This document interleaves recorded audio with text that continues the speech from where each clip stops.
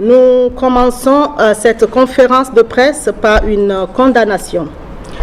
La MINUSCA condamne avec la plus grande fermeté l'assassinat du vicaire général du diocèse de Bambari, Firmin Bagoua. La MINUSCA s'engage à ce que les criminels soient poursuivis et sévèrement punis pour ce crime lâche et honteux. La MINUSCA dénonce également et par avance toutes les tentatives de récupération et de manipulation des populations destinées à attiser des tensions religieuses et communautaires.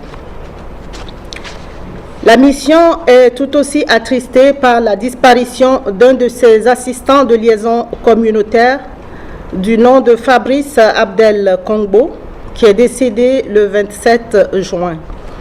Il était basé à Bokaranga, donc dans le secteur de Pawa. Fabrice était né le 3 janvier 1981 à Bangui et a rejoint la MINUSCA via les affaires civiles le 10 juin 2015.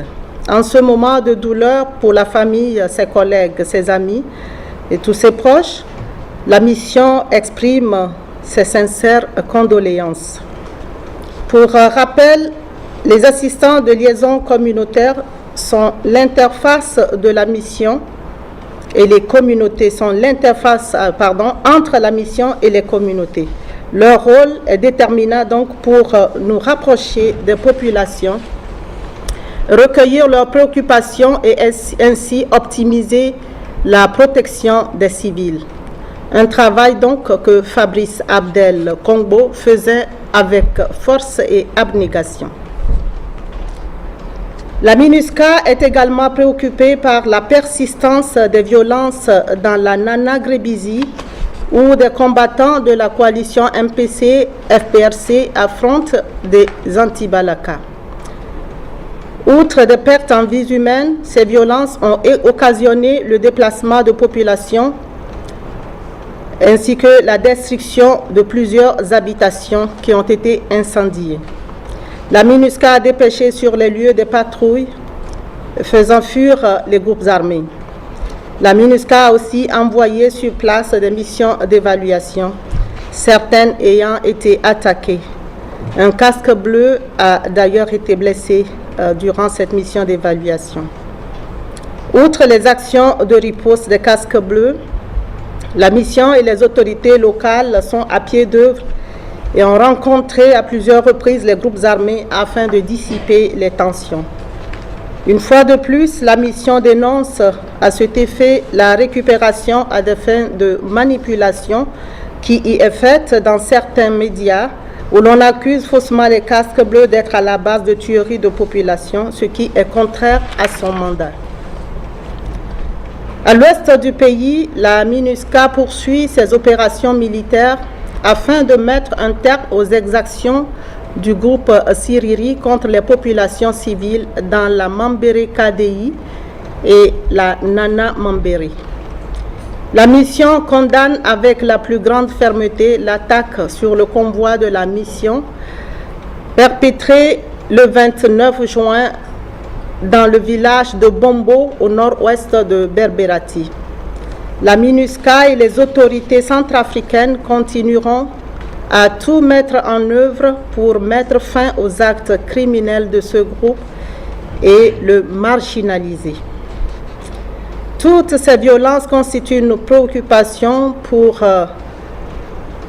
les membres du G5 RCA qui, à travers un communiqué, les ont condamnés avec la plus grande fermeté.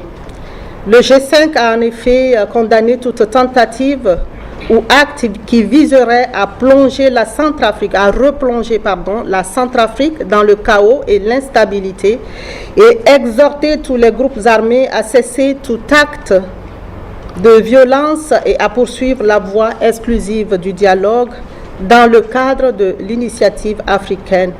Le G5 a aussi rappelé que la voie du dialogue demeure la seule voie pour parvenir à une paix et un développement durable tant attendu par les Centrafricains qui ont trop souffert. Le représentant spécial du secrétaire général était la semaine dernière devant le Conseil de sécurité et l'a briefé sur la situation en République centrafricaine, notamment sur la base du dernier rapport du secrétaire général des Nations Unies, Antonio Guterres.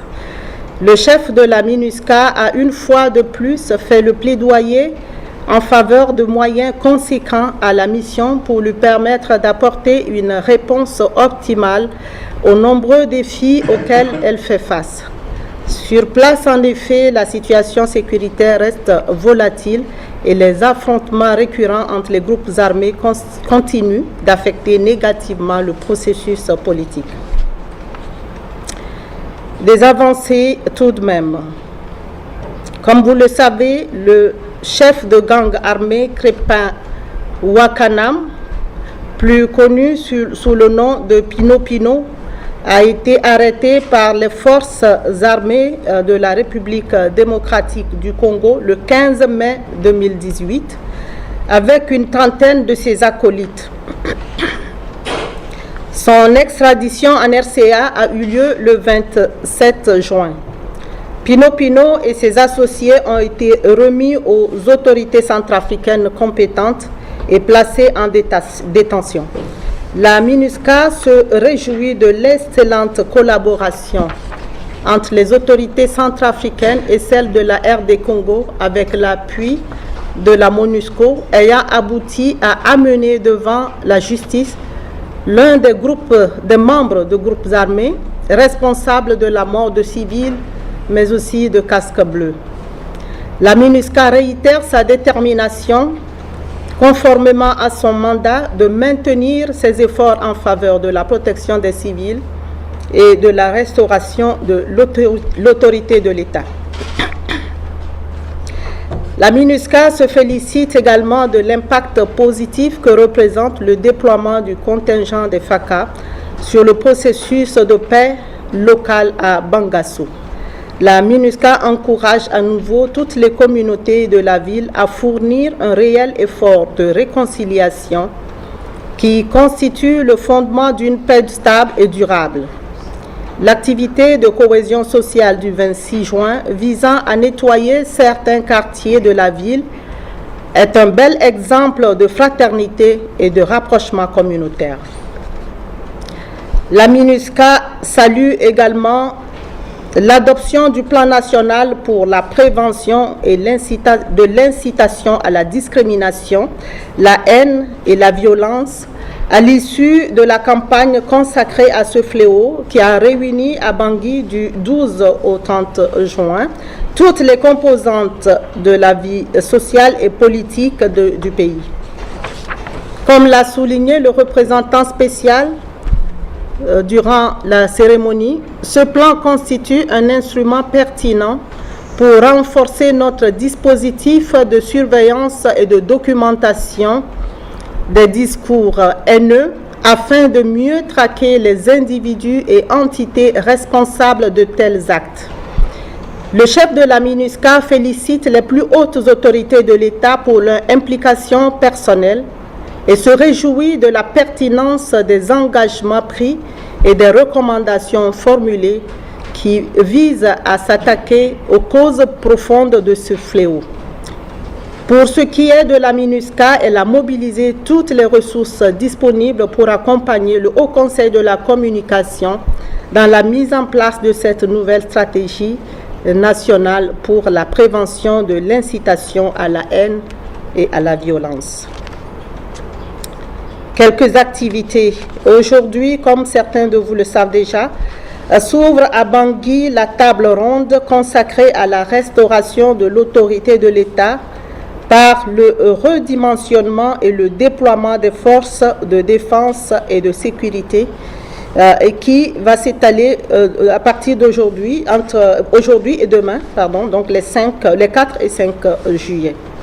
Organisé conjointement par le ministère de la Défense nationale et de la reconstruction de l'armée et le ministère de l'Intérieur chargé de la sécurité publique et soutenu par la MINUSCA, le PNUD, l'EUTM et le secrétariat général. Dans le cadre, donc le secrétariat général, du RCPCA, notamment dans le cadre de RCPCA, cette table ronde a pour but de mobiliser les ressources nécessaires pour le déploiement des forces de défense et de sécurité dans le cadre de la restauration de l'autorité de l'État. Elle vise à surmonter les déficits en financement pour la réforme du secteur de la sécurité malgré les efforts consentis par l'État avec l'appui de la communauté internationale. Autre sujet concernant cette fois-ci le code de justice militaire. Donc, dans le cadre de la vulgarisation de ce code, le ministère de la Défense nationale et de la Justice, avec l'appui technique et financier de la MINUSCA, ont organisé les 26, 27 et 28 juin un atelier de formation des formateurs sur les démarches de la vulgarisation du Code de justice militaire en RCA. L'objectif était de former ces formateurs à travers tout le pays en vue de renforcer la gouvernance, la transparence, la redevabilité et le professionnalisme au sein des forces de défense et de sécurité et ainsi lutter contre l'impunité à travers le respect des droits de l'homme et du droit international humanitaire. Quelques activités de réduction de la violence communautaire. À Bria, la MINUSCA, à travers sa section DDR, a sensibilisé les bénéficiaires du projet de construction du complexe socio-culturel Nouvel Élan à PK3, donc sur l'importance du travail en association.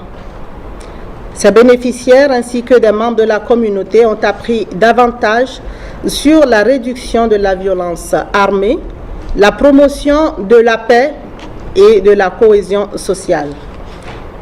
Autre activité CVR, cette fois-ci à Pawa, donc menée par l'OIM, qui est partenaire de mise en œuvre du projet de réhabilitation et de construction de 19 ponts, financé par la section DDR de la MINUSCA, qui a organisé une séance de sensibilisation au profit de comités locaux de CVR, des communautés de Talé et de Bilakari. Donc ce projet devra permettre d'améliorer les conditions de sécurité et la libre circulation des personnes et des biens. Depuis le lancement de CVR à Bangassou, 89 associations ont été déjà formées par 463 bénéficiaires, dont 107 femmes, dans différents secteurs d'activité, à savoir les petites et moyennes entreprises, la couture, la mécanique, la menuiserie. Au chapitre des droits de l'homme, la semaine écoulée, la MINUSCA a pu surveiller, vérifier et documenter à travers le pays 24 incidents d'abus et de violation des droits de l'homme et du droit international humanitaire qui ont affecté 24 victimes, 16 hommes, 3 femmes, 4 garçons et une victime collective. La section des droits de l'homme a noté une stabilité du nombre de violations et abus et une diminution du nombre de victimes, 24 cette semaine, la semaine dernière, comparativement à 62. Donc cette diminution et des abus, des violations et abus est liée d'une part aux activités de sensibilisation et de formation sur les droits de l'homme et le droit international humanitaire que la section a organisé à l'endroit des acteurs de la société civile et des autorités locales et d'autre part à la réduction du nombre des activités de monitoring de la division des droits de l'homme. Avant de donner le micro à mon collègue de la force, sachez que la MINUSCA permet à des jeunes de suivre la Coupe du Monde à travers un écran géant qui est installé au stade Omnisport en appui au ministère de la Jeunesse. Ces moments nous donne aussi l'opportunité de sensibiliser le public sur l'importance de la cohésion sociale.